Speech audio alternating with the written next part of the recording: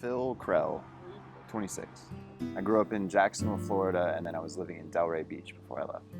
And then my mom, she was very wild, very out there, very selfish. And she went on this vacation, came back, and they're like, "How was your trip?" "It was good, so good. I'm divorcing your dad and moving there." And she was, in my eyes, gone the next day. I had a 6-year span in which I was actually a heroin addict. In that time, you really see a lot of the darkness that is human nature. You don't feel when you're on it. So it's like, what can I really write about? What can I feel? What can I experience if I'm constantly just bearing pain, I'm just a drug dealer, which is weird. Weird to think I was ever that, because I'm definitely such a radically different person now. I used to be really angry. That stopped 2 years ago.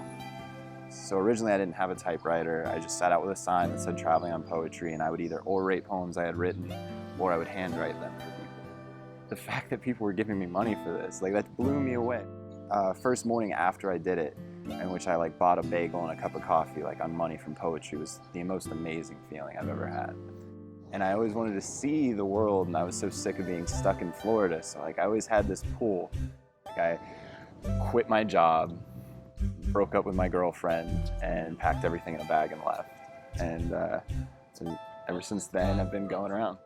I can see the world right here before me. The togetherness, the community, it seems so simple, yet when I try to move forward, I reach a transparent wall of plate glass.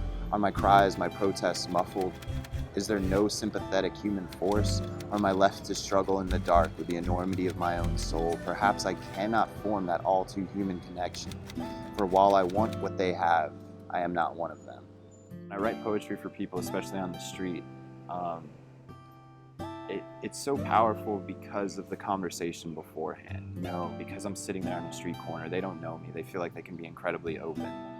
There's times where I'll see people walking with their families, and that plays at me, that hits me right there.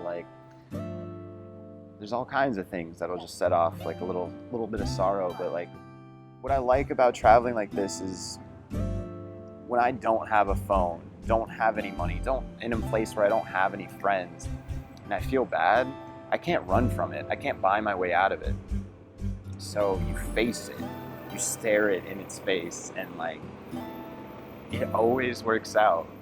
Katya, my typewriter, will always be with me, even though she's a hefty girl. She's definitely a heavy lady, but I'll carry her. I'm sure there's probably some perfect situation, some perfect girl I'll meet, and I'll be like, you know what? I'll turn in my backpack and my boots and wear flip-flops and jean shorts. I'll give away my skirts and become a normal person. But not yet. I haven't satisfied the wild in me yet.